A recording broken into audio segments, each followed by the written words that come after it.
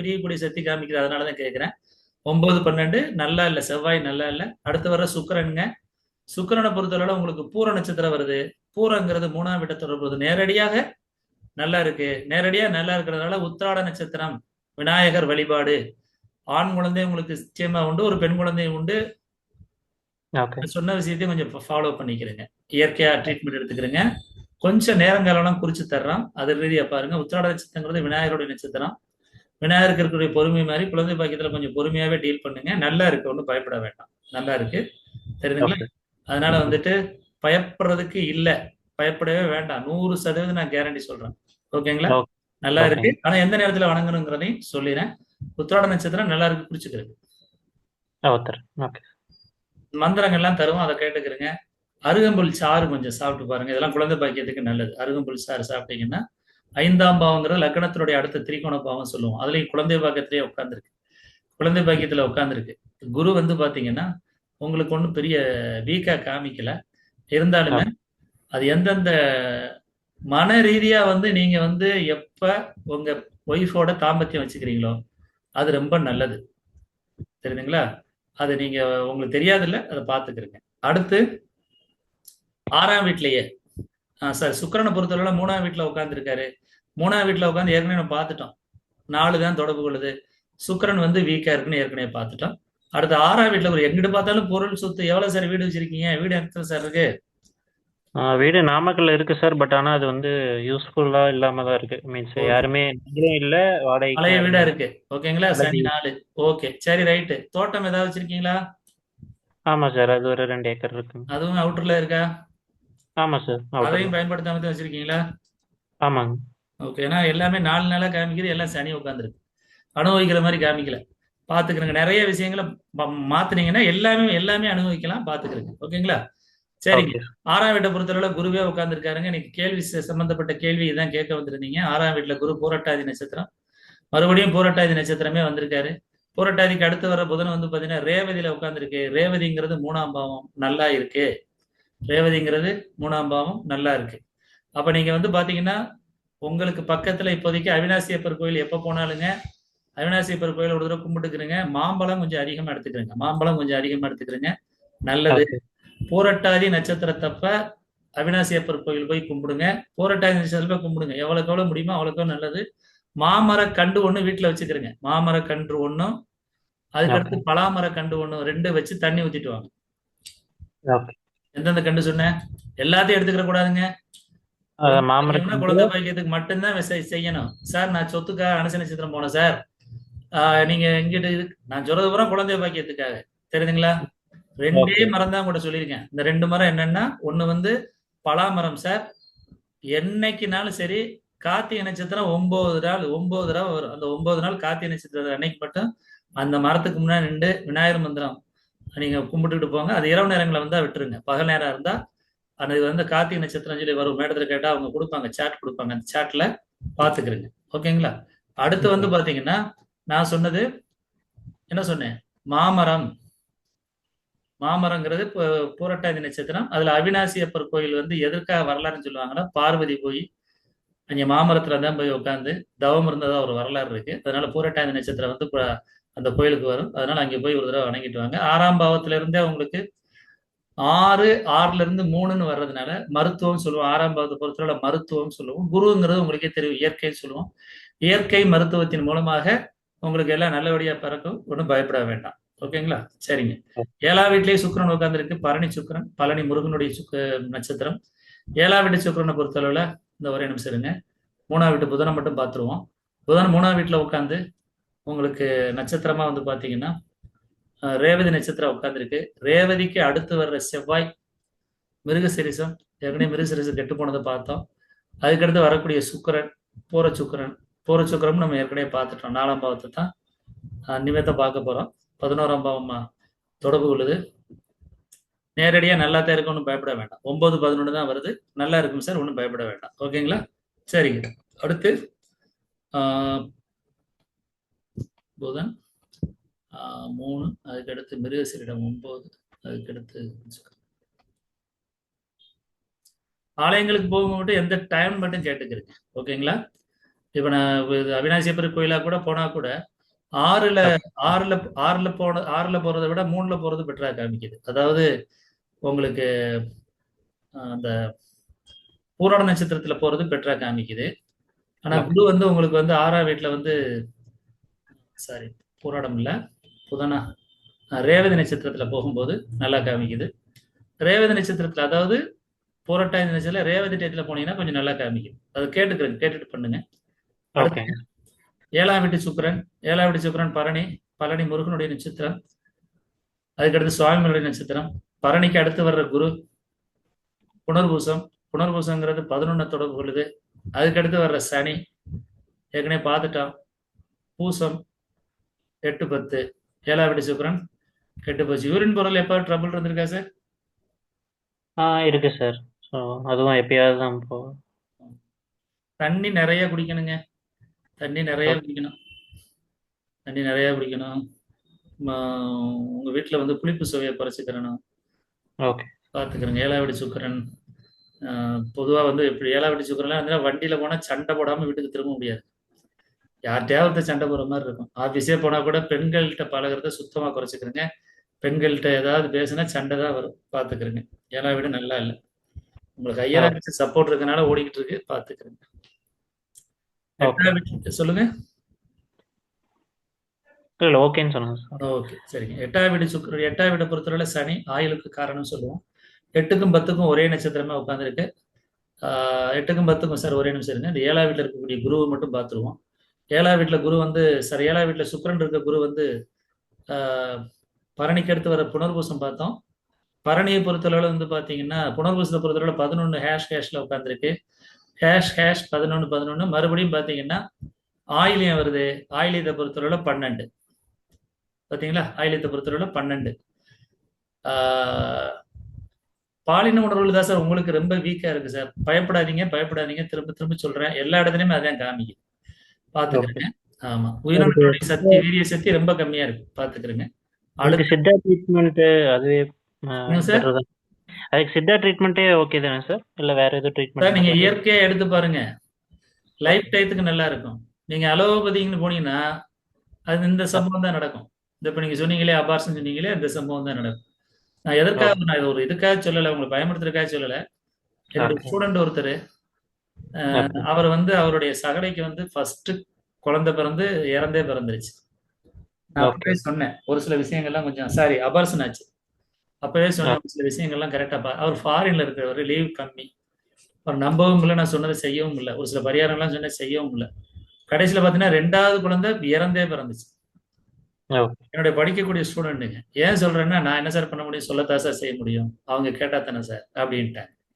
இப்பதான் சார் கேட்குறாங்க அப்படின்ட்டு. ஏன்னா விதி என்பது வலுவானது. அந்த விதியை வந்து மாத்த தெரியணும். அதுக்கு தான் ஜாதகம் பார்க்கவே வர்றீங்க. இப்ப ஜாதகம் ஓகே. பார்க்க வரும்போது நீங்க எப்படி நினைச்சாலும் சரிதான். நாங்க என்ன சொல்றோமோ அதை ஃபாலோ பண்ணுங்க. காரணம் என்னன்னா, இயற்கையா நீங்க எப்ப போறீங்களோ லைஃப் டயத்துக்கு நல்லா இருக்கும். செயற்கையா போகும்போது என்ன ஆகும்னா, இன்னும் ஒரு எக்கு இழுத்துட்டு வரீங்கன்னு அர்த்தம். உங்களுக்கு 2 குழந்தை உண்டுங்க. நான் இப்ப சொல்றாங்க 2 குழந்தை உண்டு.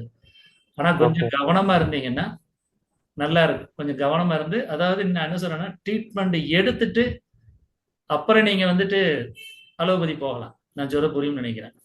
ஓகே. ஓகே. கர்ப்பப்பைங்கிறது எப்போதுமே தாங்கக்கூடிய சக்தி வேணும். அந்த கர்ப்பப்பையில வந்து பார்த்தீங்கன்னா, சினை முட்டைன்னு சொல்லுவோம். சினை முட்டையை பொறுத்தளவுல அது வாங்கக்கூடிய சக்தி எப்படி இருக்கும்னா, அந்த உயிரணுக்கள், ஆணினுடைய உயிரணுக்கள்ல கோடிக்கணக்கில் வெளியேறும். கோடிக்கணக்கில் வெளியேறும் பொழுது ஒரு உயிர் தான் போய் என்ன செய்யும்னா, சினை முட்டைக்குள்ள போய் உள்ள என்றாகும். அதுல ஆண் பெண்ணுக்கு வந்து ஒரு வினோதம் இருக்கு.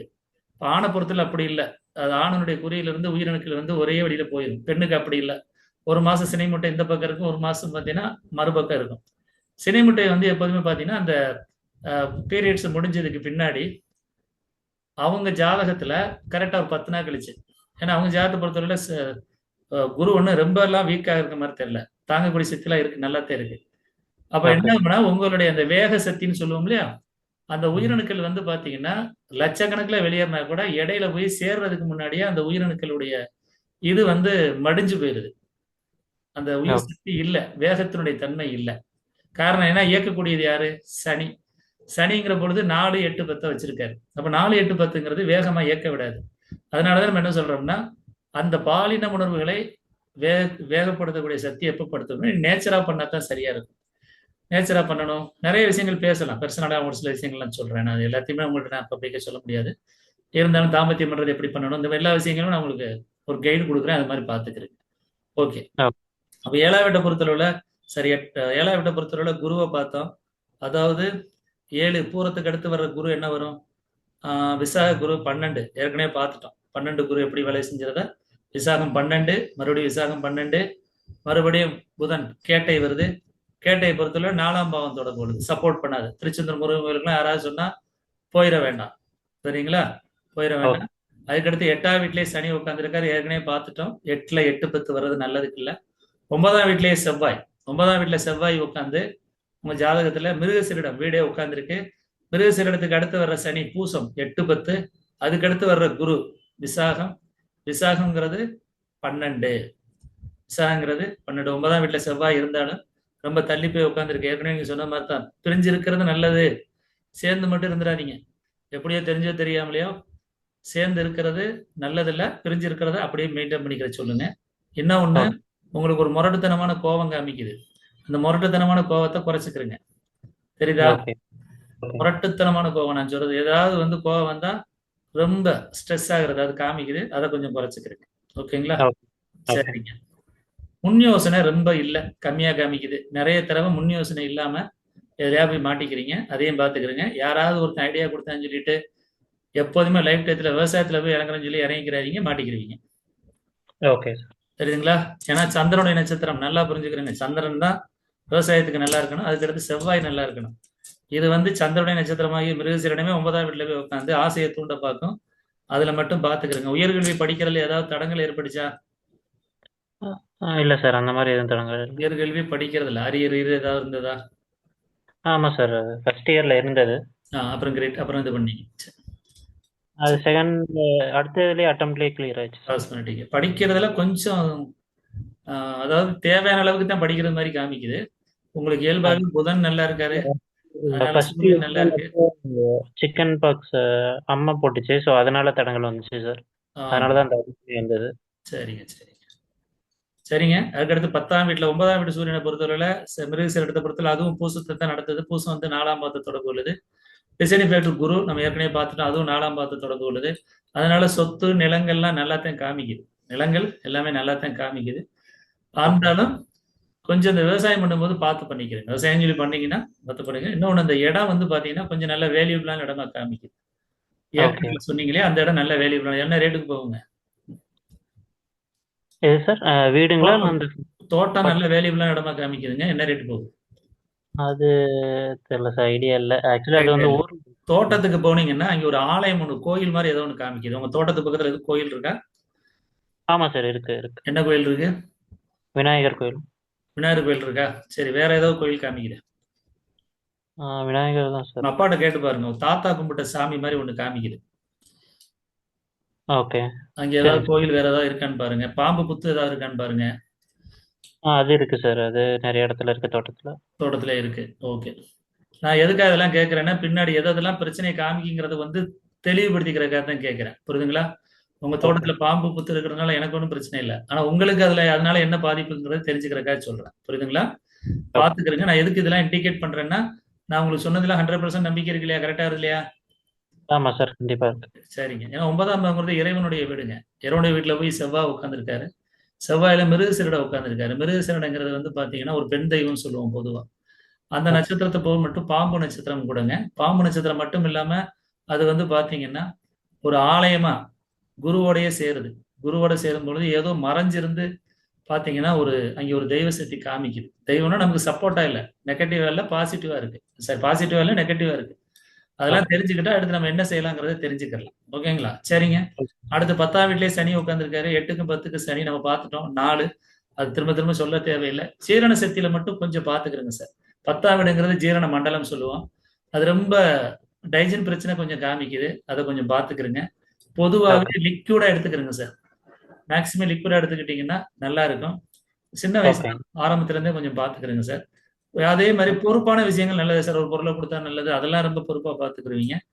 பெரிய லெவல்ல வந்து பாத்தீங்கன்னா உழைப்பை போடுற சக்தி இருக்கு, உண்மையா இருக்கக்கூடிய சக்தி இருக்கு, அதெல்லாம் நல்லா தான் சார் இருக்கு. இந்த விஷயங்கள் எப்போதுமே இயற்கை எதாவது ஒன்றைத்தான் கொடுக்கும். ஒன்றை கொடுத்தா இன்னொன்று பிடிங்கிரும். அதனால ஆமா. அந்த ரூபத்துல உங்களுக்கு பொருளாதாரம், அதே ஒரு உழைக்கக்கூடிய சக்தி, சொத்து மேலும் மேலும் சேர்க்கக்கூடியது, மனைவி வந்த பின்னாடி மனைவி மூலமா சொத்து, இது எல்லாமே நல்லா இருக்கு. ஆனா சந்தோஷங்கிறது கம்மியா இருக்கு. அந்த சந்தோஷத்தை நம்ம எங்கெங்கெல்லாம் இருக்குதோ அதை உடச்சி எடுத்துடலாம் சார். ஒரு பக்கத்துல இயற்கை எங்கிட்டோ கொண்டுட்டு போச்சுன்னா நம்ம என்ன செய்வோம், வாக்கிய தண்ணியை மடை மாற்று மாதிரி தான் மாற்றி தான் கொண்டாடணும். உங்க ஓகே. ஜாதகத்துல மாத்தி கொண்டாந்துடலாம். 11ஆம் வீட்லயும் சுக்கிரன் தான் உட்கார்ந்திருக்காரு. 11ஆம் வீட்டு சுக்கிரனை பொறுத்தவரை பூர நட்சத்திரம் உட்கார்ந்திருக்கு. பூர நட்சத்திரத்துக்கு அடுத்து வர்ற குரு வந்து பாத்தீங்கன்னா விசாக நட்சத்திரம் ஏற்கனவே பார்த்துட்டோம் 12. 12க்கு அடுத்து வர்ற சனி பாத்தீங்கன்னாங்க உங்களுக்கு ஆஹ் அனுச நட்சத்திரம் உட்கார்ந்திருக்கு. அனுசங்கிறது 2ஆம் வீட தொடர்பு கொள்ளுது. அதனால உங்க மனைவி மூலமா பணம் வரணும் அப்படிங்கறதெல்லாம் விதி இருக்கு. அதெல்லாம் ஓகே. நல்லா தான் இருக்கு. அது ஒன்றும் பெரிய பிரச்சனை இல்லை. ஆனா அனுச நட்சத்திரத்தை பொறுத்தவரை ஏற்கனவே நம்ம பார்த்துட்டோம். 2ஆம் வீட்டிலேயே உட்காந்து 4ஆம் வீடு தொடர்பு கொள்ளுது. மனைவி மூலமா பணமும் வரும், சொத்தும் கிடைக்கும். அந்த அமைப்புலாம் நல்லா தான் இருக்கு. 12ல ஓகே. இருந்து சுக்கிரன் 12ல இருந்து 2 வர்றது பொருளாதாரத்துக்கு நல்லது, அகம் சார்ந்த விஷயத்துக்கு நல்லது இல்ல, பாத்துக்கிறேங்க. அதுக்கடுத்து 12லேயே குரு நம்ம ஏற்கனவே பார்த்துட்டோம். 12ல குரு 4ஆம் பாவமா தொடர்பு கொள்ளுது. நிறைய பொருட்கள் சேர்த்து வைக்கக்கூடிய யோகம் நல்லா இருக்கு. பர்டிகுலரா அந்த ஜாதகத்தை பார்க்கல ஓப்பனா சொல்லணும்னா என்ன சொல்லணும்னா, கொஞ்சம் தெரியல உங்களுக்கு, நடிக்க தெரியல, ரசிக்க தெரியல. தெரியுதா? ஆமா. ரசிக்கணும், கொஞ்சணும், மனசை இலகுவா வச்சுக்கிறணும். நிறைய விஷயங்கள் வந்து பாத்தீங்கன்னா இன்னும் கொஞ்சம் பச்சையா சொல்லணும், ஆண்மையை தூண்டக்கூடிய விஷயங்களை, உணர்வுகளை தூண்டக்கூடிய விஷயங்களுக்கு நிறைய அலோபதி எடுத்துக்கிறேங்க.